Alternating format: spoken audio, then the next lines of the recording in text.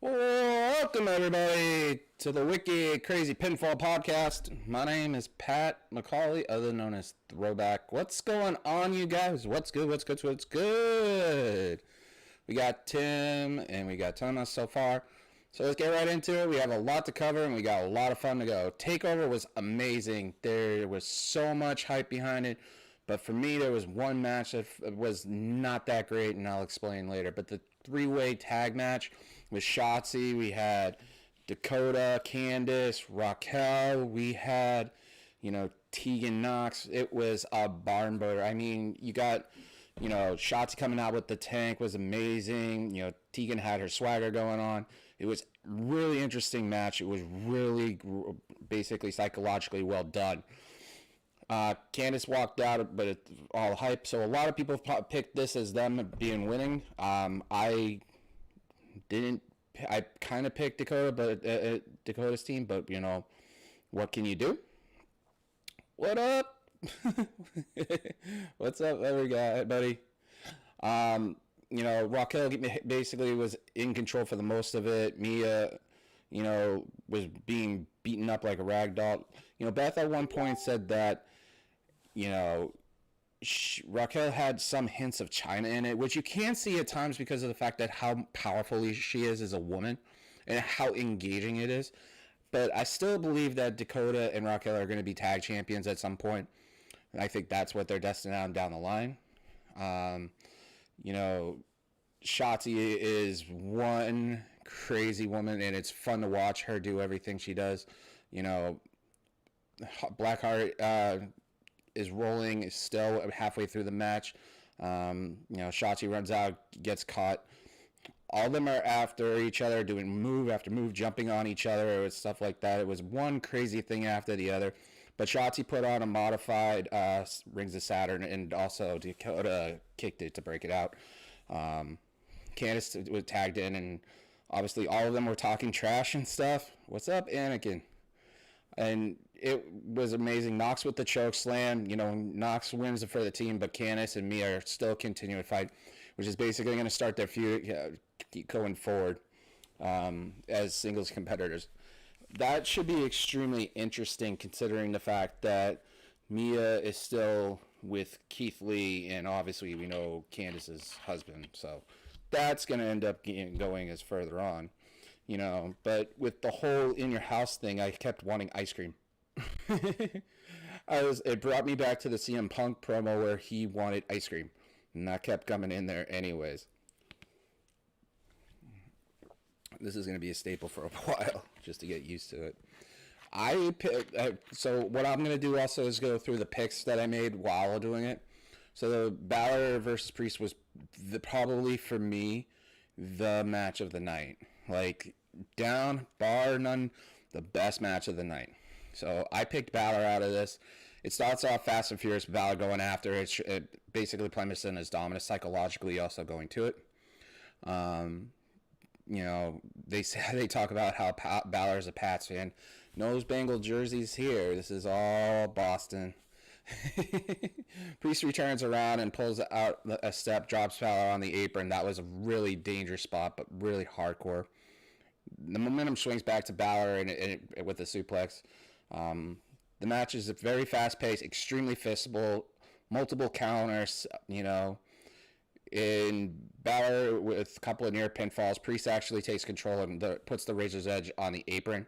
Count of two, which is freaking awesome. Out of the corner was a sling blade. Balor setting up for the coup de grace finish, but got caught on the top ropes with a chokeslam, like a modified jumping chokeslam. This match was just living to the hype and everything else. Priest was basically hit by Balor I think it was a cross elbow or something, and basically landed purposely wrong on the steel steps. Belly hits him with 2 degree cross, wins for the pin. After this, this is going to set up another feud, keep this feud going with the image of them both looking at each other, Balor with the guns and Priest with the arrow. So, I mean, it's always a good thing to do. Lee and Gargano. I picked Lee for this one just because of the fact that the way Lee is in there, how high they are on him and stuff. The Gargano's promos in general were just more, like The Shining twisted with the Psycho with 50s family television, like Leave It to Beaver kind of thing.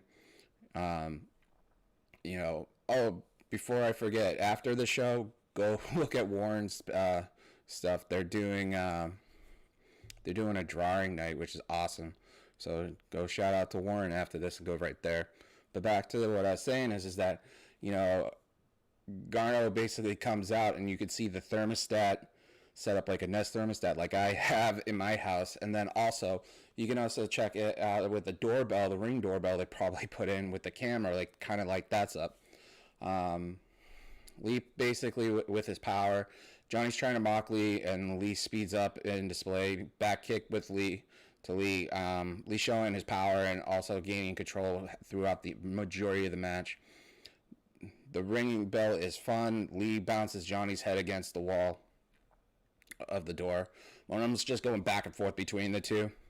So it's a very interesting dynamic, interesting fun part. They're making more prevalent to Lee's injuries.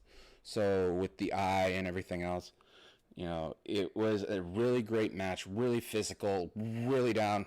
Gargano holding the armbar and bending Lee's fingers back was, ooh, it was cringeworthy. No Goldberg talk. I don't want to set Warren off.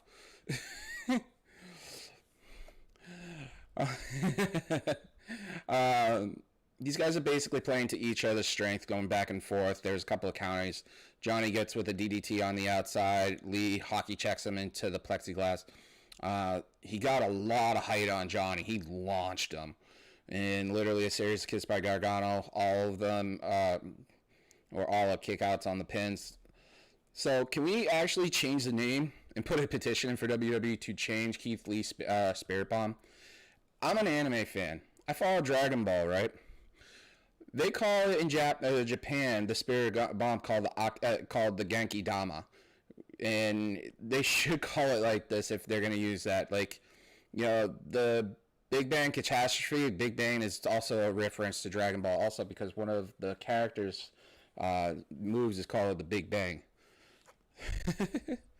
So I mean, couldn't they just make reference to it? But who knows? I mean, it might be like a spear, someone changing a spear to a jackhammer. Sorry, Warren. But these guys have pushed the limit, and the match was good. The backyard brawl. This is something that I can literally tell you that I was not happy about. This was most depressing, most lackluster match ever. I got into this thinking, okay, there's a lot of hype behind this match. There's a lot of good things behind this match. And it didn't live up to the hype at all. It's weird that this match was not the final match on the pay-per-view. I mean, it's just a little different. It just didn't seem real being on the place on the card. It should have been at the end. But I get the triple threat is perfectly where it's supposed to be. But it should have been a little bit higher on the card. Cole comes in with a monster truck. Dream with the Lambo, whatever the frick you want to call it. Both of them have different styles of cars, different things. Dream with multiple pins. The camera work was extremely shoddy in this one. It was so bad. The glares from the cars was very hard for me to actually keep an eye when they were going through the glares on the cars. I don't know everybody else, but I thought it was really horrible. I thought it was one of those things that just should have just not happened. If they filmed it right, they could have just had it set up where certain lights were not in the cameras on the hard cameras view. It was really ridiculous. They keep brawling, and Cole uses a fire extinguisher at one point. Cole actually hits with the super kick, and the match is kind of okay at that point, but it hasn't lived up, like I said, to what it was supposed to be. Dream bikini. Dream starts a bunch of attacks. There isn't rules anyways. Murrow says they're having like an ECW flashback. cheers on my, with Roderick and Fish going in there. Loomis shows up. That was the only best part of the whole match. Loomis showing up and taking Roderick Strong and Bobby Fish out and throwing them in a car, and they're still technically missing right now. On Twitter, they're posting "Where are they now?" kind of things, and it kind of drew to the kinship of finding somebody. This was a dirty ass physical fight. This was, extremely hard hitting, which is good, but the psychology of it for me wasn't part of it. It was one of those things I got halfway into the match, and after Cole getting tossed over and thrown into the windshield, and they're playing it off Fish and Strong are going after Dream. It was kind of one of those things okay, are they really doing this again? They're really pushing it to that point. It's not even fun anymore to see this. And the cinematic things they were trying to do, but a lot of the camera spots were really horrible in this. And I couldn't understand why. I couldn't pay attention to it. Dreams has no more chance at the title. I'm hoping they bring Loomis in with a feud with, Cole, and obviously they're going to be doing that Wednesday with a match with him. It didn't really live up to the hype that they made it. So the Pettingale thing in the beginning of there and all the way through was just extremely nostalgic, wicked fun. The whole thing about AOL, I remember those things. I'm an AOL kid. I grew up in the 90s. I knew about all that stuff. How you had to talk to somebody through AOL chat in the 2000 AOL Instant Messenger and stuff. Cross and Ciampa. This match lived up to every single thing ever possible that I thought. It was one of those things that was extremely physical, extremely intense. Both of them were on it there. And the only thing I could have thought the whole time right before the bell was, tick, tock, Ciampa's on the clock.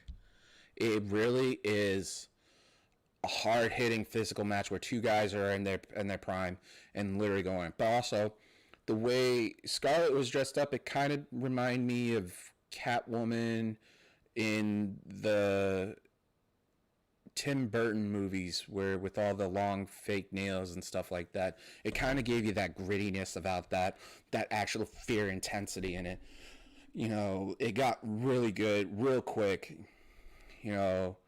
Cross took complete control of the whole match throughout the entire process. It was, like I said, extremely physical. The impact on Ciampa's neck was very noticeable. They were actually making a point in commentary about that. The match was moving fast. There were shades of, and I pointed this on Twitter, and a lot of people agreed, that this had the shades of Lesnar Cena when Lesnar came back, with Ciampa actually getting a couple of Fury moves, Cross keeping in check, keeping the whole thing in check.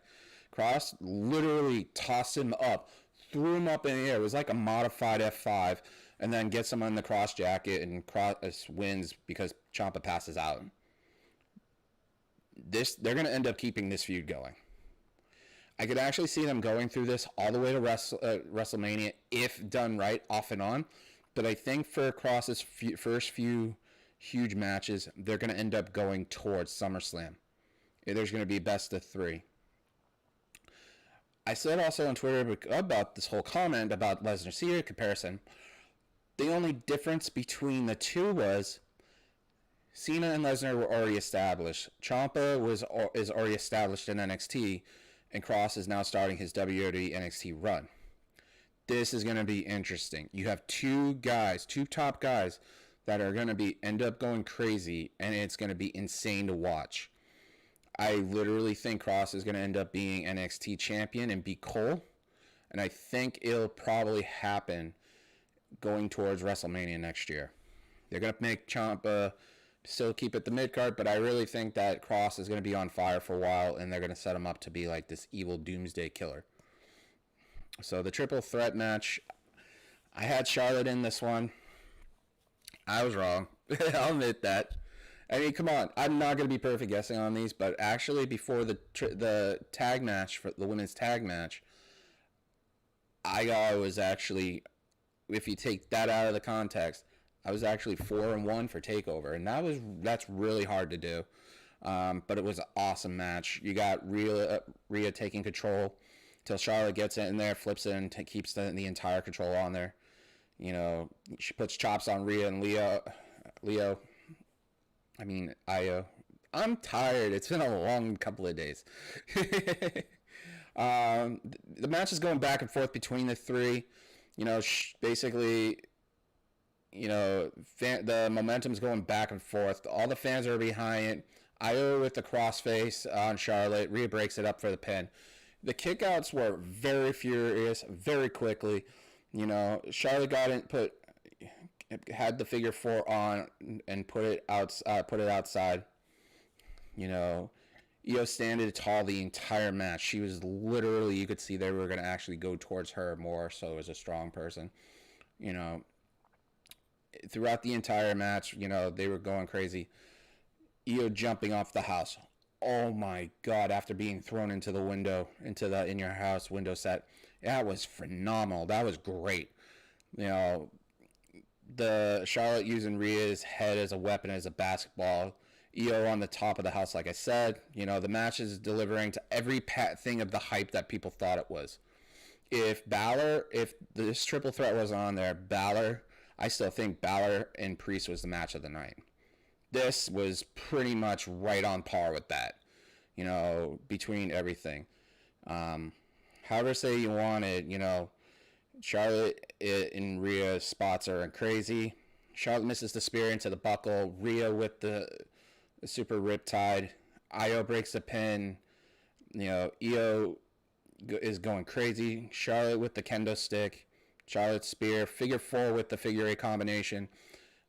Io off the rope, and now you have a new NXT Women's Champion. Now, the question I have is, what's next for her? Who's next for her? Pardon the pun. But who are they going to be putting in there to face Io? And there's a lot of people they could put on there. But I really think they should set up Tegan for this. Tegan is on a hot streak. She has not stopped. So why not? She got the win today. So let's see what happens, you know? Let's have them go all out and just see which one is the better, you know, women's wrestler. So they start SmackDown with recapping everything. Start talking about what happened with Sheamus. Hardy comes out and explains that with the sincere promo, with his details of what's happening and stuff. How the handcuffs were literally destroying his skin on his wrists and stuff. You know, it brought him back to dark places. And I kind of, with a lot of people going on that, is just, I can understand a lot of people going through a lot of stuff. A lot of people have dark days. I've had mine. So as on a few people we know. And they pull themselves through it. He said that, you know, one of the witnesses said there was a person with red hair. I'm sorry. I had to teleport myself. I'm sorry. I was there. I saw it. Yep. Red hair, red beard. Yeah, that's me. Said he knew it was Sheamus. Sheamus comes out and does everything he usually does. He blames it on, you know, on Hardy's faults. Says he's the one person that's wrong. That it's going to be basically calling Hardy a coward. He should blame himself for all this. All these negative connotations about somebody that's gone through a lot. Hardy runs out there, gets a bro kid from Sheamus. This is going to set up, obviously, we know Backlash. But they used the hockey glass so good. You could hear it banging around. You know, they cut to back scene. Corbin's now looking for his crown because King Otis... Yes, that's going to be his nickname, King Otis. Is basically stole the crown and stuff, and it's going to set which the match was about. So the match started. It was a pretty good match. Otis basically puts in the buckles. Corbin joking around with about the king in the ring. You know, Corbin's in control orally. Mandy's watching on the outside. The spot that Fightful.com reported that Otis took 4 times. Ooh! That guy literally took that bump. and literally made it look good. You know, all through the match, Corbin is regularly thrown like a rag doll at the end of the match. You know, it wasn't the way it should have been with the DQ, but Otis still stands tall, still showing he's strong. So these segments with Morrison, you know, I'm going to break them down a little by little. Trying to make Braun's feel like how at the start it was dumb. They did bring some nostalgia back, but I mean it still was just ugh. It's like, come on, dude, just grow up. You know, the nostalgia part later on the show, they basically try to slime Braun, but they get Kyla Braxton. Remind me of an 80s show from Nickelodeon called You Can't Do That on Television. And that's where Nickelodeon originally had that, and a lot of people don't know that a famous singer is on that show, which is Alanis Morissette. But they would slime a lot of people all the time on that show, and Nickelodeon would still use that to this day. So, I mean, it had a lot of nostalgia brought up for me. But the segments where they destroy Braun's car, I mean, the only fun part about all of it was what happened afterwards, later on in the night. You know, it's great to see Gable and Mojo back on there, but the grind, he is turning that goddamn Gronk key. And that needs to stop. So, I mean, at least after this, we got a great match. Lacey and Sonya just basically pick up from last week. Extremely physical, extremely fun. You know, Sonya's in control all the way through until Lacey basically switches the momentum. You know, it's a top tier match until the ending. The ending is not what a heel is supposed to do. It's almost like a face does. Like, get distracted, go, huh? What? You want to talk to me? And then just get all pissed off about it. I mean, Warren did point out on his show that, and also in the reviews last week, that Mandy just kept going, and that was what Sonya should have done. But it literally was a pain in the ass to, you know, deal with. It's not worth it. Mandy calls her a failure. The match should have gone longer. There should have been no distractions. Sonya should have won anyways. But there's got to be more stakes for this match. They have to let them go. The psychology of this match at the end did not make any goddamn sense. It didn't. It wasn't pain. It was painful. It's like, okay, well, Mandy's here. We're going to point out that you stink and you can't do this without me. How does that make any sense? You have a good match and you decide to do what WWE always does and destroy it.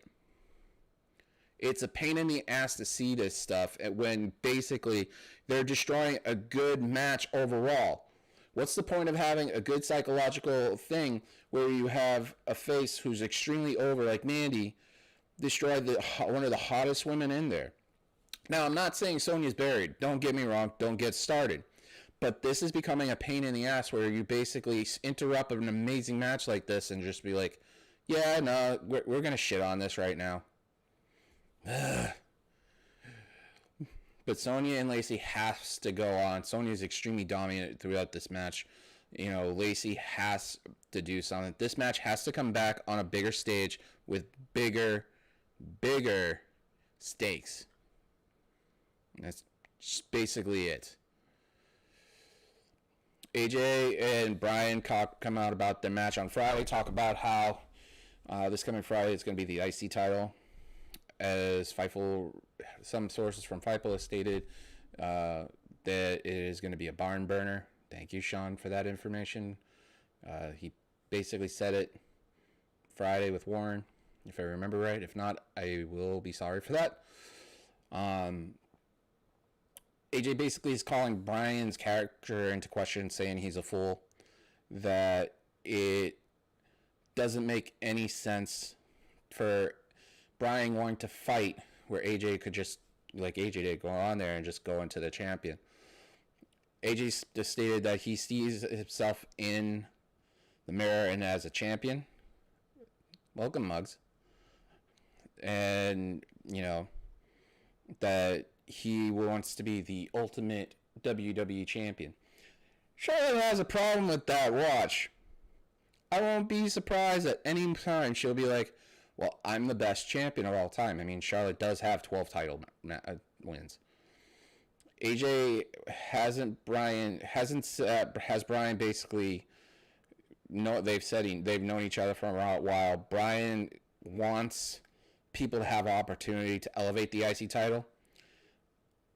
I think Riddle would probably be the perfect fit after this, but that's me, Brian Riddle, just to see how he goes. Get Riddle a couple of squash matches and go. AJ said to Brian that he still wants to give that Brian wants to give out handouts and stuff, and he said he did with Gulak, asking to be his coach.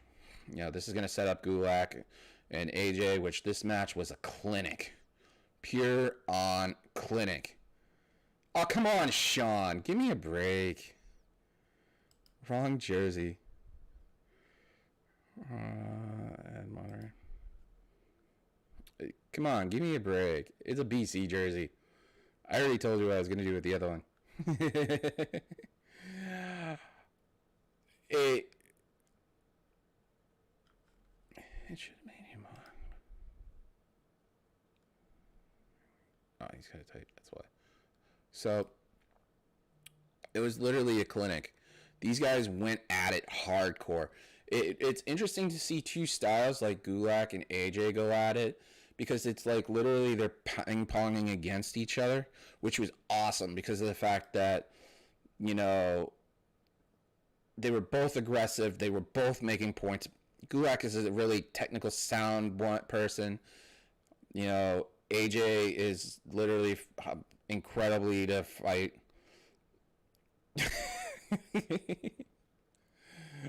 Oh, I gotta stop looking at the chat while Sean's there. It's gonna get me distracted, I swear. It really was a good match because of the fact that, they both are at their highest point between Gulak and AJ. This match later on would be an amazing match if it was on a pay-per-view. But on SmackDown for right now, it's a great setup. They mentioned about how AJ has never won the IC title, but also he's never won Money in the Bank in the Rumble. And, Gulak actually takes control for the majority of the match. And the night suplex by Gulak, AJ sold that suplex like crazy. AJ with a pinfall, Gulak wins. AJ got really, really cocky because of the fact that he just straddles over, gets the Styles Clash ready, and then just there's the roll up for the win. Everybody knows I work on cars. Miz and Morrison destroying that beautiful car that Braun had was just sad. It literally is. It just literally is just, amazingly sad. I mean, a beautiful car like that gets the windshield destroyed. It just doesn't make any sense. But I get it. They have to find a way to make Braun's life a living hell. It was great seeing Mojo and Shorty G. I'm always going to call him Gable. It doesn't make any sense. Hey, Courtney. New Day on Nakamura basically is a bunch of exchanges and kicks. Mojo deserve a lot more, and it's good that both of them are being used. Gable with the ankle lock, broken up by Nakamura. The match was okay. It wasn't that great. Mojo hit his finish, and then New Day wins with Gable. It really wasn't that great of a match, at least what I thought. I mean, if you're gonna do something like that, put Gable and Mojo inside. It just it had to be better. There's got to be something that keeps it hooked in, And for me, I was just sitting there just watching, like, the main event was obviously it's the match of the night. It's the one thing other than the Gulak and Styles match that was really good,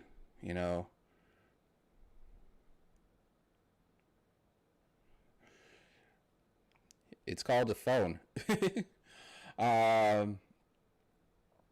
if you had put the AJ Gulak thing in there, it kind of sets it up right. But God, this match was good. Bayley takes control completely in the beginning, and Nikki basically goes ham on everybody. Nikki has full control to a certain point. Sasha comes in the ring, and Bayley and Banks show why they were the first women's championships. And yeah, well, 2020 also has two different stupid things going on right now. Oops, sorry, not two stupid things. Well, I'm putting foot in mouth, being random. God, you gotta stop. My buddy calls it carpism. The spot where Bliss is going crazy and she does the back spring, it was really good. Bayley to belly off the top was really good. It is a Boston College Matt Ryan jersey. That belly to belly off the second rope was insane. You could see how things are going with Bayley and Sasha, where Bayley tries to take the glory. It backfires. Roll up into a crucifix pin. They become two-time champions for the tag titles. It was great, just hard hitting back and forth. Bayley becomes two belts, but the line of the night for me is that it's so heavy, so much gold. It is. If they keep doing the way it's supposed to, this is actually going to set up a really good long-term program for Bayley and stuff. And I really do think at Extreme Rules they are going to drop the titles and go from there. It has to be. So I had two questions for Raw, and I've tried to figure out what is going to be this tone set for Raw for Backlash. What will the Peep Show do? So I mean, Sasha and Bayley come out. It was very interesting cutting a promo. Charlotte, after losing at Takeover, obviously was completely done. This makes everything interesting, and Charlotte is gold, like literally gold. Whatever basically Asuka does, it basically keeps complete fun watching. Bayley and Sasha basically recapping last Friday, talking about their, star quality. Asuka going off, basically. Charlotte basically speaking her mind, just like usual. You get into a match starting up the triple threat. Billy Kay, the Iconics, basically talking about they making the announcement for the triple threat, the tag triple threat for Backlash on Sunday. The majority of the match was basically all of them getting their finishers, basically doing everything, but it was extremely physical. Charlotte basically states, like everybody's know, that she's never lost to Asuka, which is an interesting thing because they were basically dragging this bout on there. If they do something like this, they have to have a rubber match for this, and I have a feeling that this is going to actually happen at SummerSlam, where it's going to be Sasha and Bayley, Asuka and Charlotte, and one of them is going to be the main event at SummerSlam. It literally is, other than Impact, the best women's division in wrestling, one of the best, besides NXT itself. Like, NXT is completely stacked, but Raw's right behind it. So, I mean, it really is a great thing to see competition being brewing on there. The line of the night for Raw is, I'm so afraid to get monetized for this, but I really don't care. Seth's on commentary. He goes, Hi, Ray. Ray goes, what a son of a bitch. I literally was all smiles about that. Like, no censorship, no nothing. He gets that in there, and it was funny as hell. I mean, come on. It is just one of those things a little kid be like, hi, everybody. My goddaughter sometimes acts like it acts fun doing all this stuff too. It's fun. I mean, come on now. Ray's giving an update about his eye, gives a warning to Seth saying that he'll pay for everything. Seth is being Seth, a royal pain in the ass. Basically making it like what he did wasn't wrong. He was playing the victim and all this. It's interesting to see Seth's character, though, for a psychological aspect, because it almost seems like he's delivering these words to Ray, knowing that it's going to set up something. Ray is passionate about what he's going to do. The psychological playing the victim, like I said, that is a repercussion of someone that has an interesting angle. It's almost like a serial killer type that, somebody doesn't realize what they're doing is wrong. No sense of wrong and right. But I can't wait to see Ray getting his hands on him. It's going to be so much fun.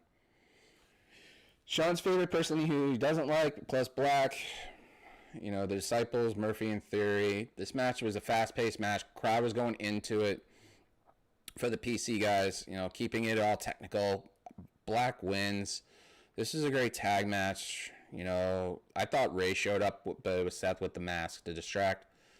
It literally was just crazy. This has to set up Black and Seth at some point down the line, and I'm hoping at Extreme Rules we'll get them one-on-one and just push everybody aside, and that would be interesting to see. Hell, put them in the fight pit. That would be an awesome match. These two guys going at it hardcore. They may basically making a statement about it. Now, this is the other question I asked. So, on the Peep Show, Edge was a guest on there to promote Sunday. The title of this match is really bad. Really, really bad. It's just, ugh. Christian talks about how he felt about Mania, says Edge is on fumes. Christian stated that he has to be honest. He's thinking that, Edge just can't handle the pressure. Edge's emotion is emotional, and it's been picking up. His passion is even showing his face. The body language is also there, showing it. There shows some doubt until Christian snaps that switch, and it brings Edge in there. It's just really difficult for me for the line where Christian brings up about the stuff for his mom, just because of what my mom means to me, and I know how it feels to lose a parent, especially somebody like that. So, I mean, the line of the night, was Edge saying that Christian saying Edge's mom will always be there, and that's really, really heartfelt and stuff like that. Orton pops out, comes to his promo asking when he doesn't live up to the expectations, that he brings up Edge's family, about how there's redemption, and that's going to all end. MVP cuts his promo, truth gets put down. Simple as that. So, I was looking for a rant. I found it.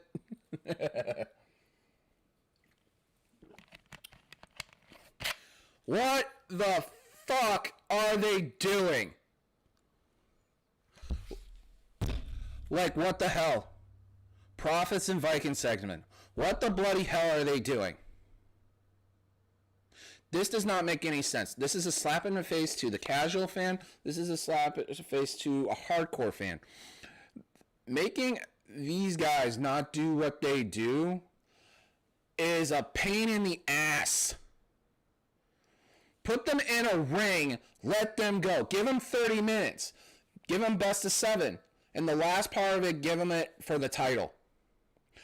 The tag titles for Raw have not been used in a long, long time. Use the goddamn titles.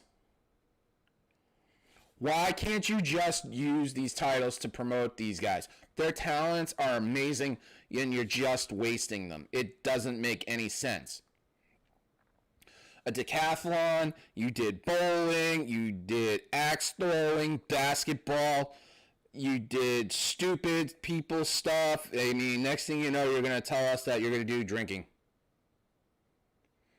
What the hell? What the hell are they thinking? I know it's WWE. I know this. I get this. But make some absolute sense why you're doing this. Oh, what? Anything you could do, I can do better? Dude, we're having grown men do stuff like flip cup. That's college. These are grown-ass men. Put them in the ring. Let them fight. Give them...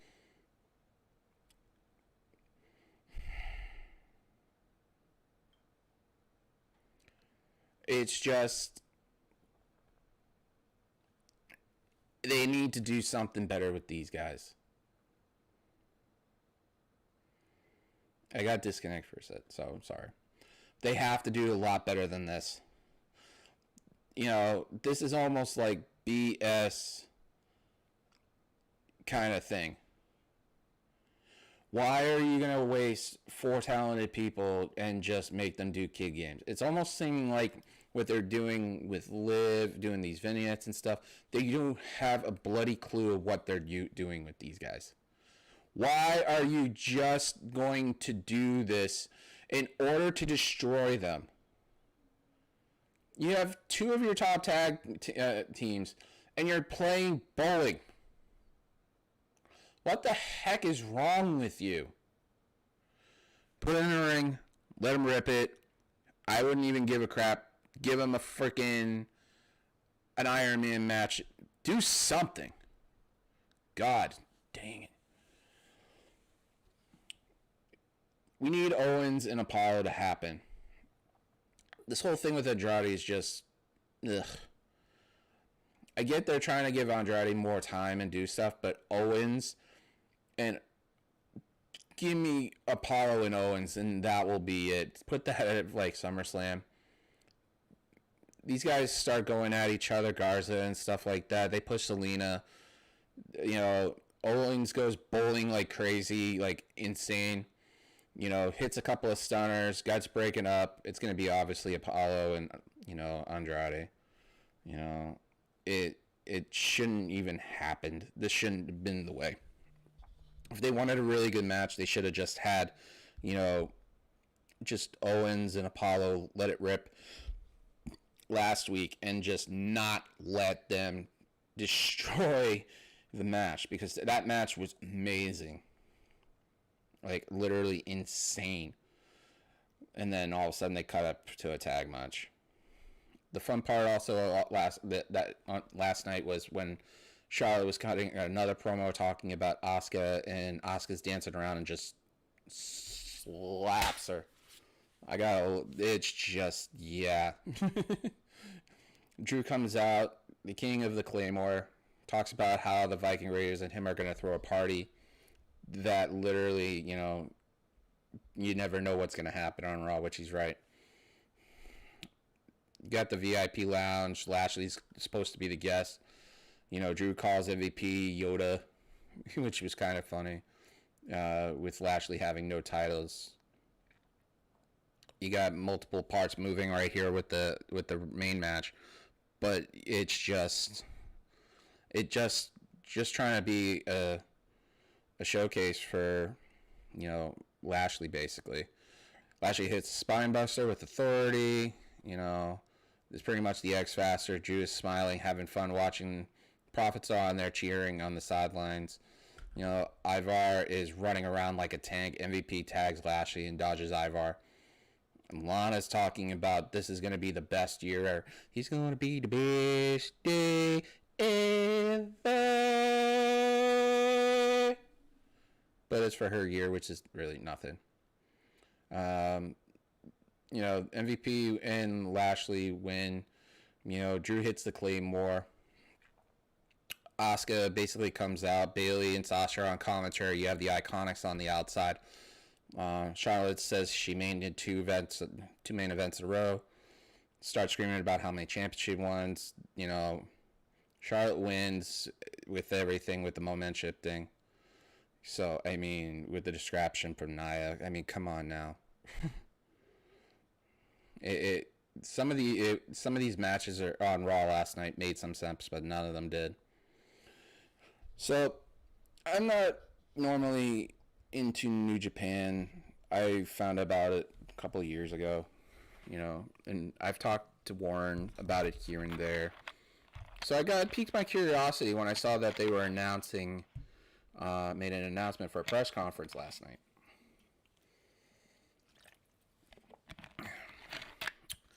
When I was listening to the subtitles and watching, when they announced they were doing 1/3 capacity, it gave me hope.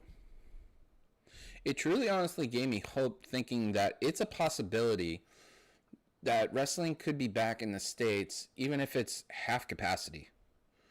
And that we could actually have people instead of people in the PC in there.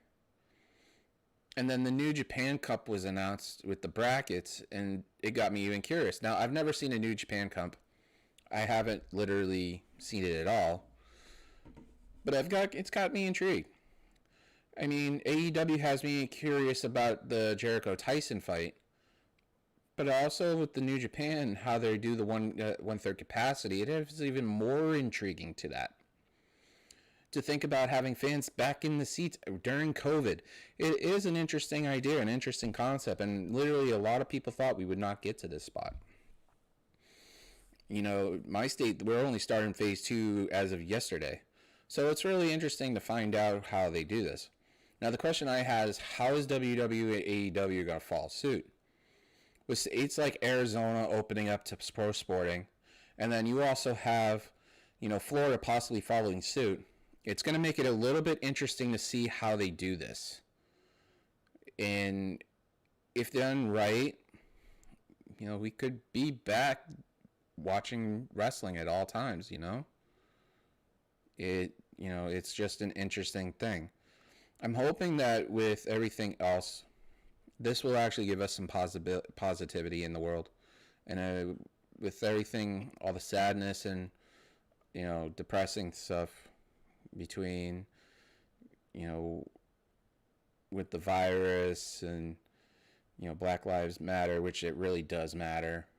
And people do matter, but everybody, we have to pay attention to all this stuff. It has to happen. We have to find some positive stuff in life. I know that might not be coming across as like the greatest thing, but we need some positive things to look forward to. And wrestling right now can't be that. So 1/3 capacity, I'll take that. And if other promotions follow suit, that's great. And to quote Forrest Gump, that's all I'm going to say about that. So we got Backlash coming up.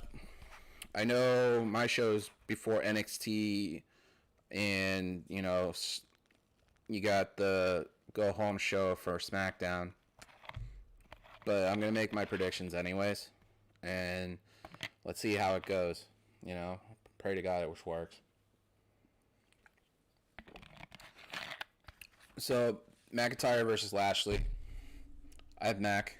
I have the Claymore King. I have a feeling they're going to try to push this towards SummerSlam. Lashley has to lose here, but it's going to be one of those matches that could be the match of the night. Extremely physical. Both of these guys letting the whole match go on there. It literally could be the match of the night. It's going to be literally insane. It's going to be extremely fun too, just because you're going to see, two guys in their element going toe to toe physically.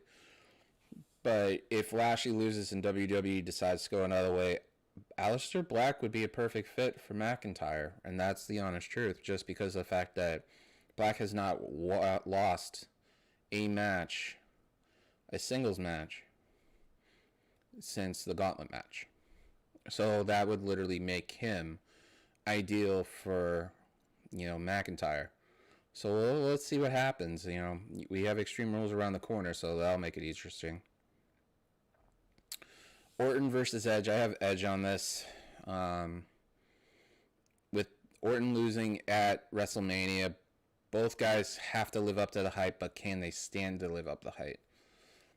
But it's not going to be a straight up wrestling match like they're promoting. It's going to be like that to a point, but then Orton, in my eyes, will lose it, do it via DQ. And then the rubber match will be either at Extreme Rules or at SummerSlam. And let's see how these guys push each other. When they're in the ring and they keep doing this, they have this chemistry that is undeniable, and it's interesting to see. And it's really fun to go along with it, you know. And I can't wait to see if they do live up to that expectations on Sunday. Braun's going to win via DQ with Miz and Morrison. I honestly believe, because I have a feeling after Bray having his child with JoJo, that he will be returning on Sunday. And it'll be like, not Bray Wyatt from Firefighter Funhouse. It'll be The Fiend. I have a feeling that it possibly will set up their feud going forward. And then at Extreme Rules, they could be... Extreme Rules and SummerSlam, they could do something really great and really amazing. You know, I can't wait to see what they do. Asuka and Nia... It's going to be Asuka just because they have to set up her and Charlotte. I think Asuka wins by submission, and it'll set up her and Charlotte. Or Asuka will win via DQ because Charlotte runs in. I mean, it has to be something like this because obviously they're setting that up. You know, and it makes more sense. Hardy versus Sheamus. Hardy's going to win because Sheamus can afford to lose. But after the match, they're going to continue this to Extreme Rules, and, you know, Sheamus will lose his mind and go off with a bro kick and walk away. Bayley and Sasha, Iconics, and Bliss and Cross. They're going to have to give this to Bayley and Sasha to set up their feud for after Extreme Rules.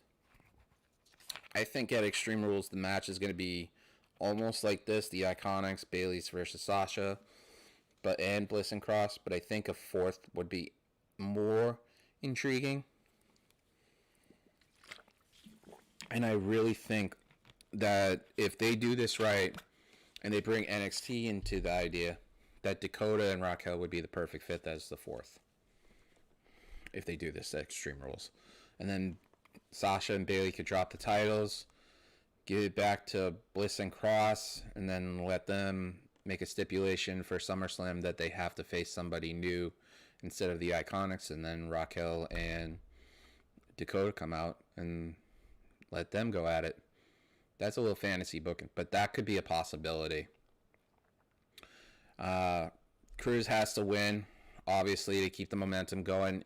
It wouldn't make any sense to take the belt off of him after giving it. That would be 50-50, but we know WWE is actually known for 50-50, and so it makes more sense to keep doing it, but they have to, if they do this right, have Cruz keep the belt and have Owens, you know, in line for it, and make Cruz or Owens the heel, or keep them both as faces and literally let them go. Owens and Cruz at Extreme Rules would be amazing. So, I mean, far none, a really good match could be set up between them.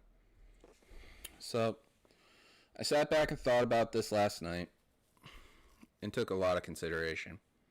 So we already know we have 3 call-ups going on. We have Dijak, Green, and Riddle. But what about Rhea? Now hear me out. I know no one has talked about it after Takeover on Sunday. And it's a possibility she could end up on Raw at some point in the near future. But like I talked about with New Japan opening with 1/3 crowd capacity, what if WWE followed afterwards? And like I said, in Arizona or Florida afterwards, you know, during the COVID outbreak. So why not WWE? Why not make Rhea a big name after SummerSlam? Have her and Charlotte go for the Raw Women's title and have Charlotte lose it to Rhea. And have Charlotte, because it was reported on multiple wrestling newses that she wants to go after a men's title. Why not? Give her the shot. Let her go after Apollo or something for a men's title. It's going to build up more opportunity and create multiple storylines with Rhea being champion. and that way it could put new blood in Raw and force Raw to move forward and start stuff going everywhere else. It's going to even push and force NXT and Smackdown to elevate their level on every way, shape, or form. It's going to be very interesting because why not put Liv in NXT? I'm not saying she's buried. I'm not going to say anything.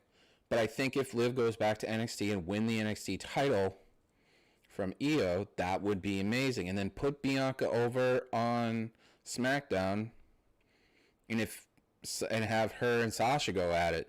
It would be the best effect on everything to basically go. It could help further along multiple storylines, create new feuds, create more takeover memories, and it also puts Rhea on the main roster.